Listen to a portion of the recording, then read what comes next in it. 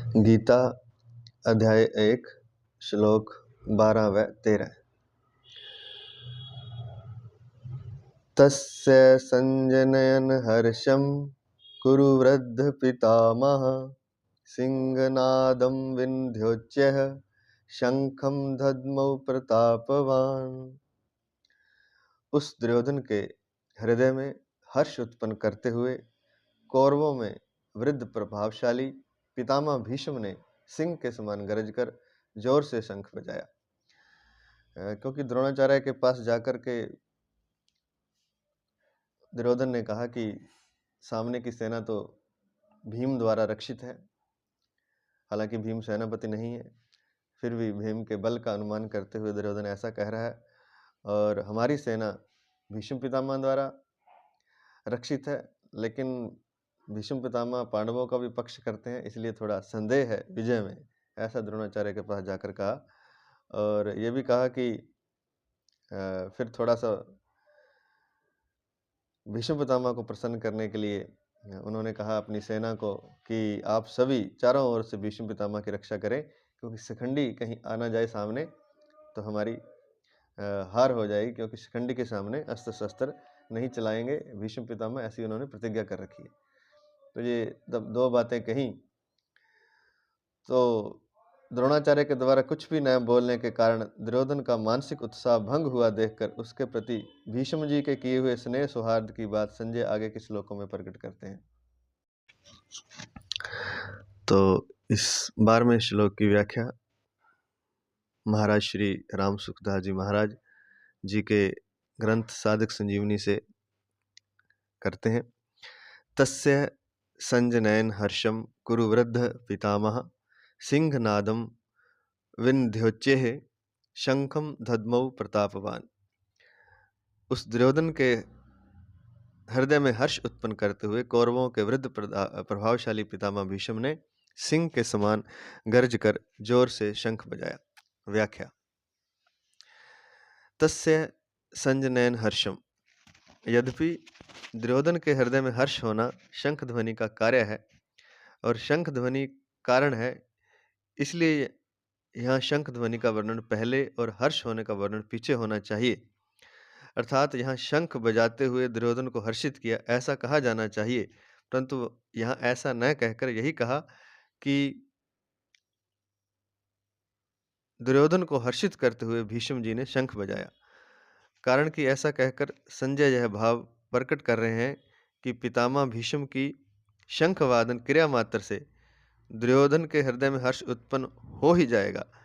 भीष्म जी के इस प्रभाव को द्योतन करने के लिए ही संजय आगे प्रतापवान विशेषण देते हैं। कुरु वृद्धा। यद्यपि कुरुवंशियों में आयु की दृष्टि से भीष्म जी से भी अधिक वृद्ध बाहलिक थे, जो कि भीष्म के पिता शांतनु के छोटे भाई थे। तथापि कुरुवंशियों में जितने बड़े बूढ़े थे उन सब में भीष्म जी धर्म और ईश्वर को विशेषता से जानने वाले थे, अतः ज्ञान वृद्ध होने के कारण संजय भीष्म जी के लिए कुरु वृद्धा विशेषण देते हैं।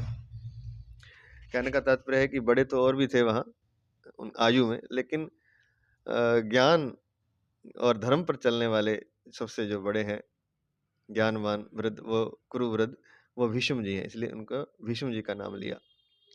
और शंख की बात है कि शंख बजने के बाद हर्षित होना चाहिए था, लेकिन क्रिया मात्र से, अर्थात जैसे ही शंख उन्होंने उठाया, जब बजाना शुरू किया तो हर्ष होना ही था उनके हृदय में। तो भीष्म जी के इस प्रभाव को द्योतन करने के लिए संजय आगे प्रतापवान विशेषण देते हैं। प्रतापवान। भीष्म जी के त्याग का बड़ा प्रभाव था। वे कनक कामनी के त्यागी थे, अर्थात उन्होंने राज्य भी स्वीकार नहीं किया और विवाह भी नहीं किया। कनक कहते हैं सोना, अर्थात धन संपत्ति आदि, कामनी कहते हैं स्त्री को। तो विवाह भी नहीं किया, स्त्री का बिल्कुल संग नहीं किया, बल्कि आजीवन असखलित बाल ब्रह्मचारी रहे। और कनक अर्थात धन संपदा आदि से भी बिल्कुल उनको मोह नहीं था, दोनों का वे त्याग कर चुके थे, प्रतिज्ञा कर चुके थे। भीष्म जी अस्त्र शस्त्र चलाने में भी बड़े निपुण थे और शास्त्र के भी बड़े जानकार थे। उनके इन दोनों गुणों का भी लोगों पर बड़ा प्रभाव था, इसलिए प्रतापवान। तो शस्त्र, अस्त्र, शस्त्र और शास्त्र तीनों के ज्ञाता थे। भीष्म जी जैसा व्यक्ति इस इतिहास में खोजना मुश्किल है। एक तो बाल ब्रह्मचारी, और दो चीजों का त्याग जो व्यक्ति कर देता है, उसके आगे कोई फिर ऐसी स्थिति नहीं आती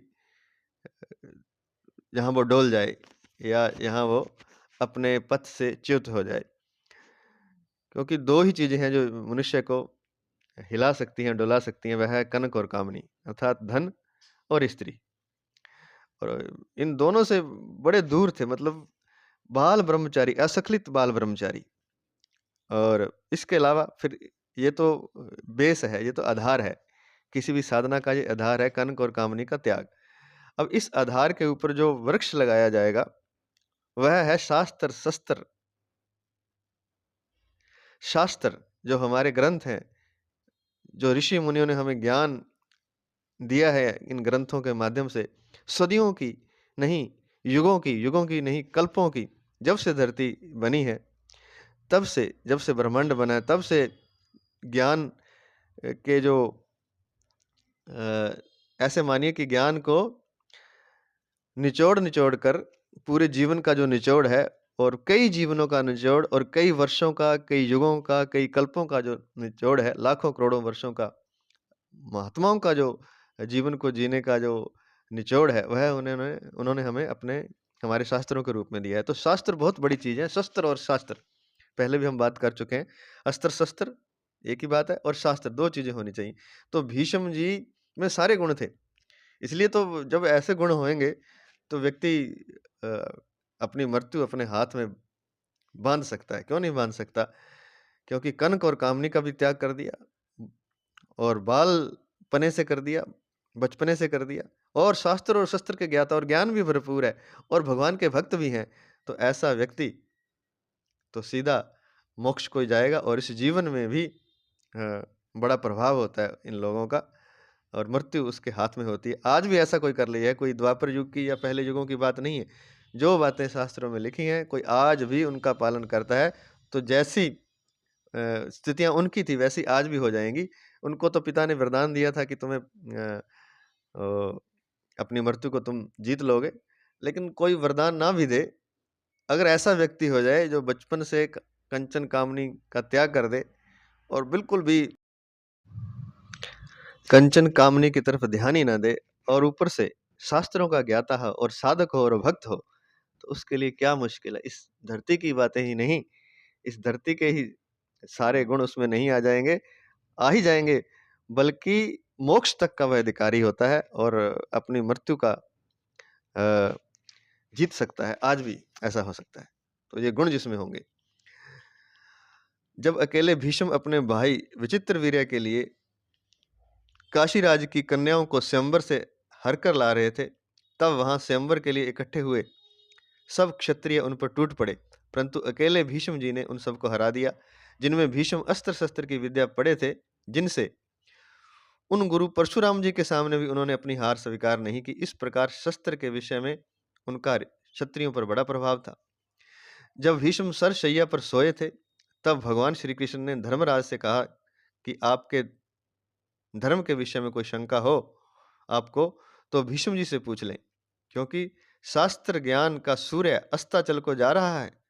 ग्रंथों का जो ज्ञान है उसका जो सूर्य है वो छिपने जा रहा है, अर्थात भीष्म जी इस लोक से जा रहे हैं। इस प्रकार शास्त्र के विषय में उनका दुर्योधन पर बड़ा प्रभाव था। इस प्रकार शास्त्र के विषय में उनका दूसरों पर बड़ा प्रभाव था भीष्म पितामह का। तस्मिन् स्तमिते भीष्मे कौरवाणाम धुरंधरे ज्ञानान अस्त्यम गमिष्यन्ति तस्मात् त्वाम चोद्याम में हम। महाभारत के शांति पर्व में 46-23 में इस बारे में श्लोक भी है कि भीष्म जी का सूर्य, ज्ञान का सूर्य अस्ताचल को जा रहा है, आप उनसे ज्ञान ले लीजिए। अगला शब्द है पितामह। इस पद का आशय यह मालूम देता है कि दुर्योधन के द्वारा चालाकी से कही गई बातों का द्रोणाचार्य ने कोई उत्तर नहीं दिया। उन्होंने यही समझा कि दुर्योधन चालाकी से मेरे को ठगना चाहता है, इसलिए वे चुप ही रहे। परंतु पितामह दादा होने के नाते भीष्म जी को दुर्योधन की चालाकी में उसका बचपना दिखता है। अतः पितामह भीष्म द्रोणाचार्य के समान चुप न रहकर वात्सल्य भाव के कारण दुर्योधन को हर्षित करते हुए शंख बजाते हैं। सिंहनादम विन्ध्योच्चैः शंखम दद्मौ। जैसे सिंह के गर्जना करने पर हाथी आदि बड़े बड़े पशु भी भयभीत हो जाते हैं, ऐसे ही गर्जना करने मात्र से सभी भयभीत हो जाएं और दुर्योधन प्रसन्न हो जाए, इसी भाव से भीष्म जी ने सिंह के समान गर्ज कर जोर से शंख बजाया। अब इसका परिशिष्ट भाव जो दिया है महाराज जी ने, दुर्योधन के साथ द्रोणाचार्य का विद्या का संबंध था और भीष्म जी का जन्म का, अर्थात कौटुंबिक संबंध था। भीष्म जी उनके परदादा थे।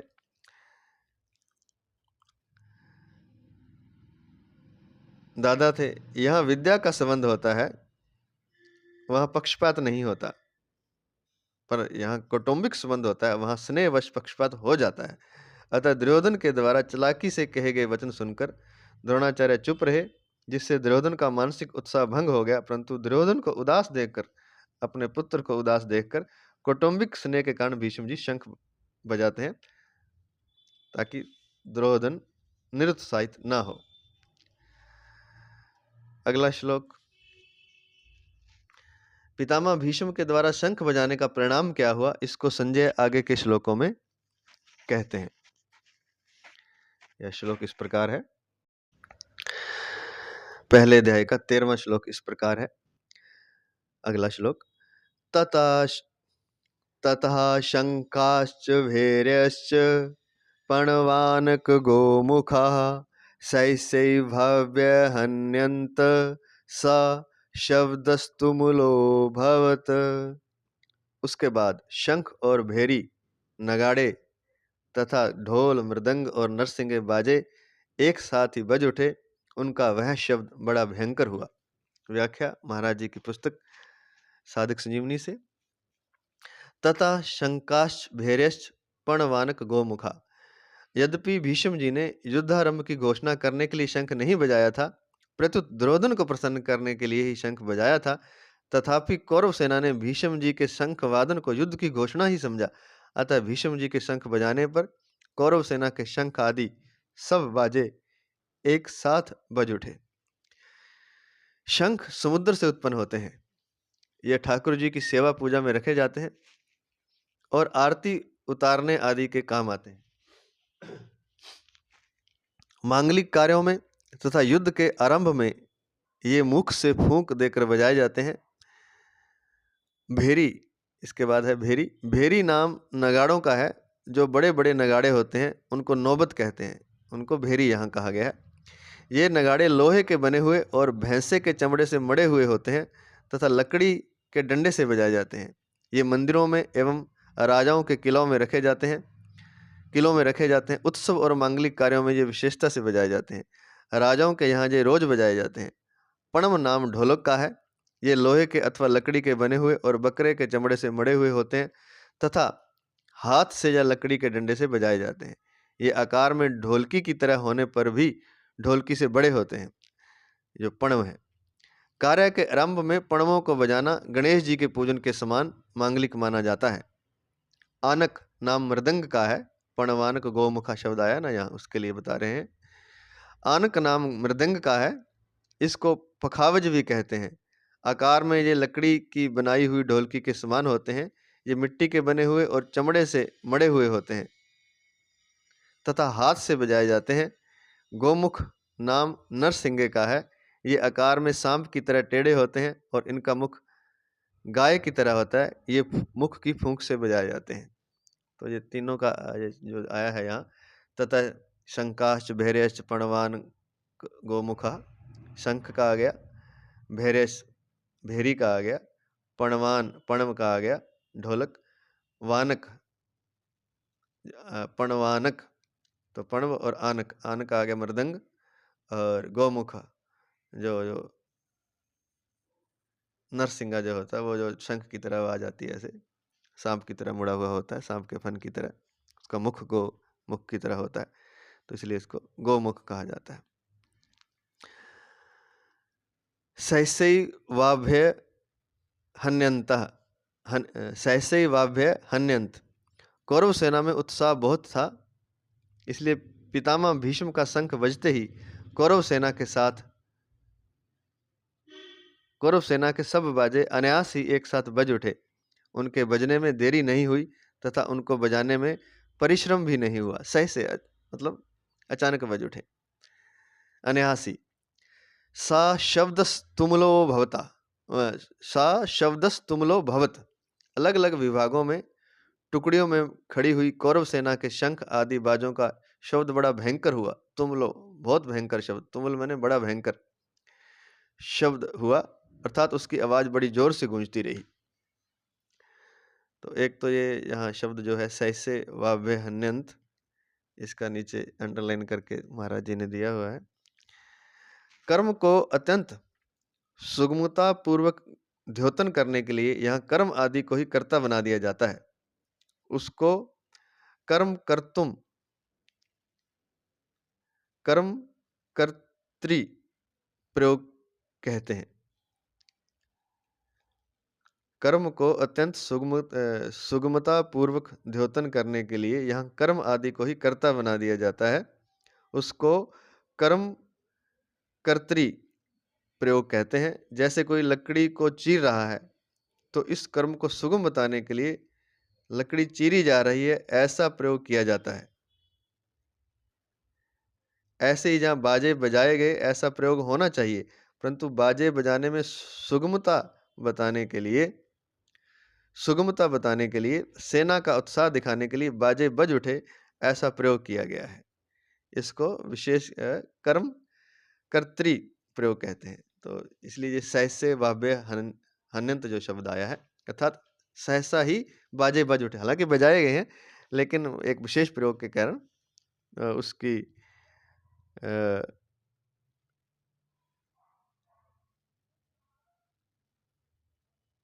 जैसे उन्होंने उदाहरण दिया कि लकड़ी को चीरा जा रहा है, लकड़ी को चीर रहा है कोई, तो इस कर्म को सुगम बताने के लिए लकड़ी चीरी जा रही है। तो इस तरह का प्रयोग किया गया है। और आज इतना ही, ये 13वें श्लोक तक हो चुका। कल इससे आगे हम करेंगे। जय जय श्री कृष्ण, जय जय श्री कृष्ण, जय जय श्री कृष्ण।